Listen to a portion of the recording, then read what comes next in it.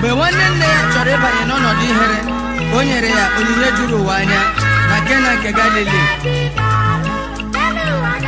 Ọgaranya ego ya apụghị ịgwọ ọnwa ya gbakụtere ya ọsọ enyemaka, o wee were okwu ọnụ gwọọ ọnwa ya ọrịa ahụ n'otu ntabi anya. Ya mere ka Pita nwude azụ na-ekweghị ya na ndị ọlụ ya ogbugbu mgbe olileanya na-adịghịkwa.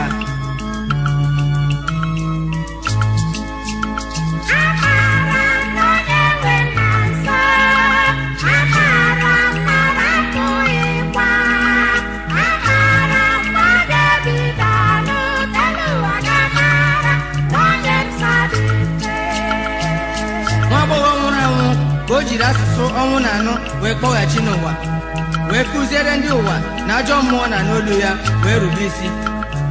Onye m so adịghị mfe, onye na-ekweghị ka nne onye ozi ya Pita wee nwụọ ọnwụ mberede. Ya gwọrọ ndị ekpenta na ndị akụkụ arụ ha kpọnwụrụ akpọnwụ mgbe ndị dibịa nke ụwa sịrị na ike agwụla ha.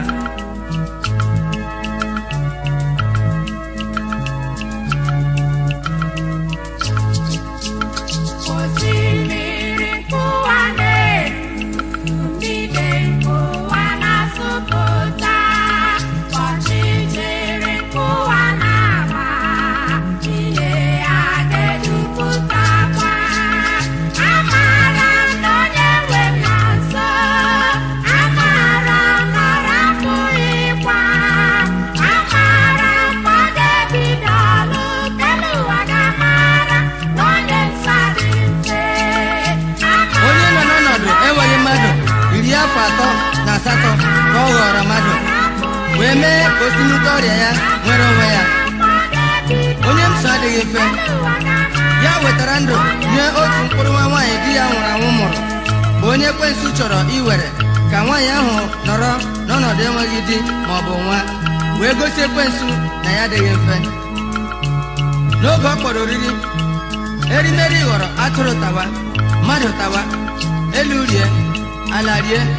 Ndị ozi 12 wee buru ekete erimeri 12 bulara nwatakịrị jiri ogbe achịcha 5 na azụ 2 mee onye m so sponsọ. Ya bụ mgbe puku mmadụ 5 sịrị na ike erimeri agwụla ha.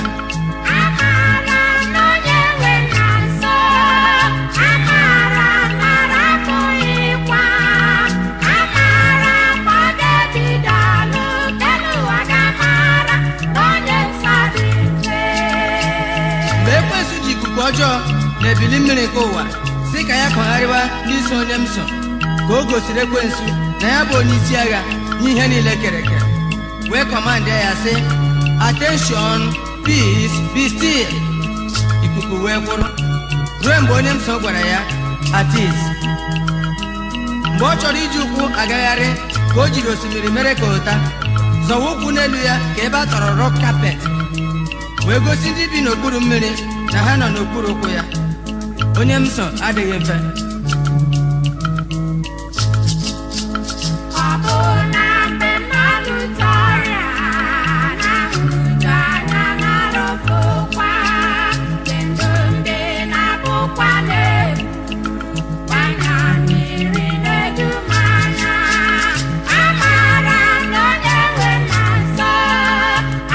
Onye ji oke osimiri mere bank, were azụ mere kashia, were nkụ azụ mere checklist, zipu Pita ka ọ gaa njem ahụ, ego wee bụrụ asụrụ. Onye mere ka ndị akpụkpụ, ndị obi na ndị ajụrụ ajụ ghọọ ndị ọnụ na-eru n'okwu. Nzọpụta nke ndị isi na ndị ngwọrọ. Onye Lazarọs so n'azụ wee ghọọ nwa egwu. Onye m so adịghị mfe.